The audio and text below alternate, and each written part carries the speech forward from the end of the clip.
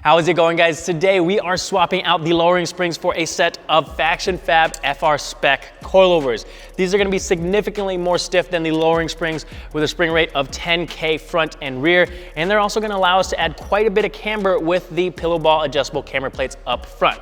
Now I've already gone ahead and adjusted the spring preload and the ride height, which is probably set too low, so I'm likely going to have to readjust them once I get everything installed on the car and it back on the ground.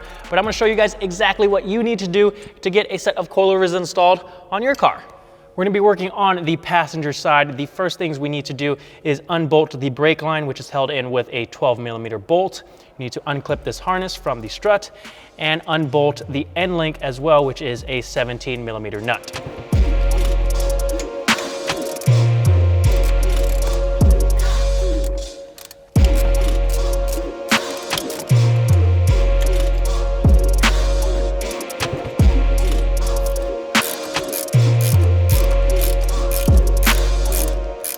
Now we can move on to the two bolts and nuts that are holding the hub to the strut.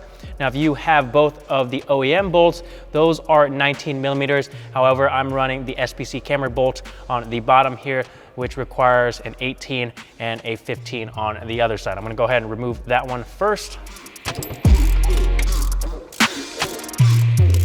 Now we can move on to the top one.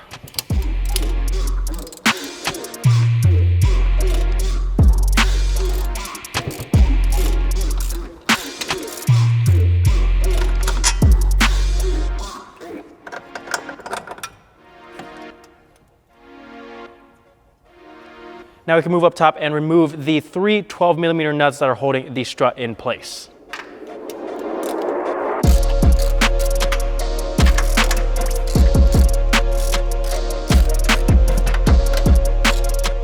If you don't happen to have any friends to help you out, or they're just tired of helping you work on your broken ass car, what I usually do is leave one of the nuts loosened up top. That way you can come down here, support the strut with one hand, and then use the other to unscrew that loosened nut. And that way you can do this by yourself, no friends necessary.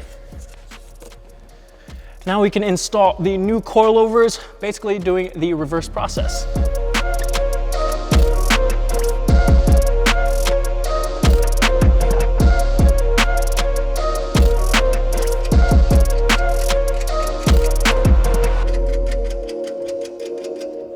We just need to get everything bolted back up, and then I can run through the torque specs with you guys.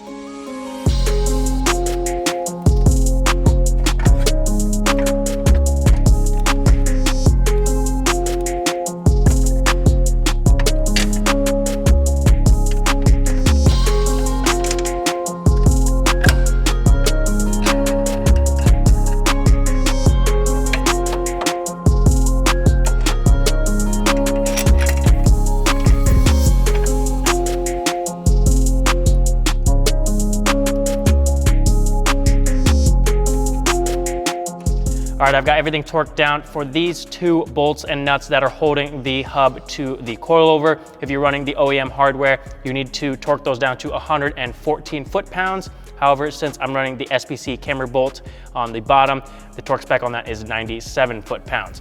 For the end link, you need to torque that to 34 foot-pounds, and then the three 12mm nuts up top need to be torqued to 17 foot-pounds. For the rear, underneath the car, we've got three bolts and nuts to remove. The one holding the strut to the lower control arm, the end link, and then the lower control arm to the subframe. This is a 19, and then these two are 17s. Now, obviously, these two are not OEM bolts, so yours may be different sizes. Don't quote me on that.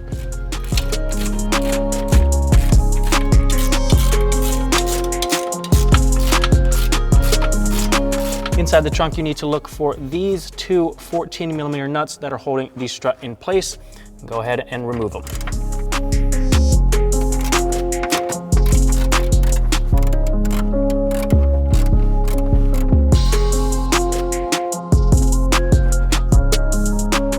So this is, again, a nice time to have someone help you thread the nuts on in the trunk.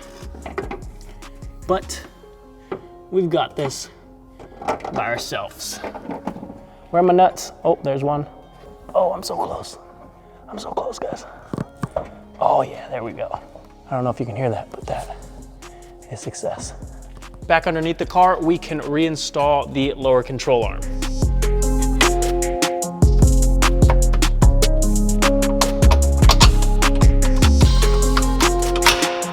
You can see that the coilover and end link don't currently line up, so what we need to do is lower the car down, place a jack under here, and jack it up until we can get those holes aligned.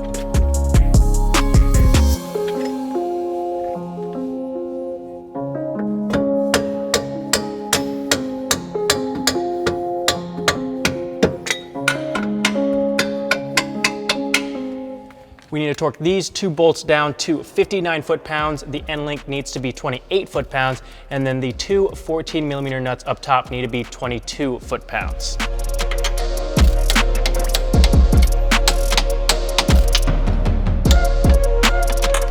The coilovers are now fully installed, and we've gotten to the part where we need to install our wheels, lower the car on the ground, and check the ride height. If it's not where we want it to be, we need to get the car back up in the air, take the wheels off, and adjust it as necessary, and then check the ride height again until we are happy with how it sits. So I'm gonna quickly show you guys how to make those adjustments, and then we can see the end result. Before we're able to make any adjustments, you need to loosen up this bottom locking collar. Once you have that loose, the strut body is able to spin. And if you need to raise the vehicle, you want to put the wrench on the bottom locking collar here and spin it to the right. If you are lowering it, you put it on the top spring perch here and spin it to the left.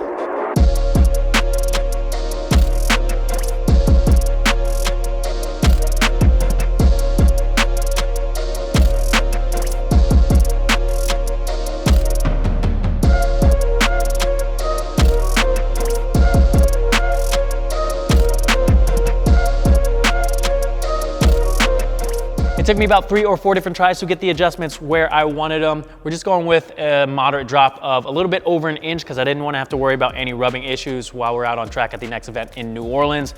The most important thing once you have everything installed and adjusted is to make sure you go out and get an alignment. A bad alignment can very quickly tear through a set of tires, which is the last thing you want.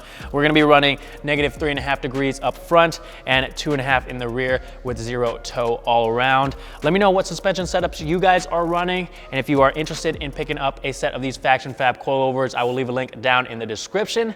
That pretty much does it for today. Thank you guys for watching. I'll see you guys next time.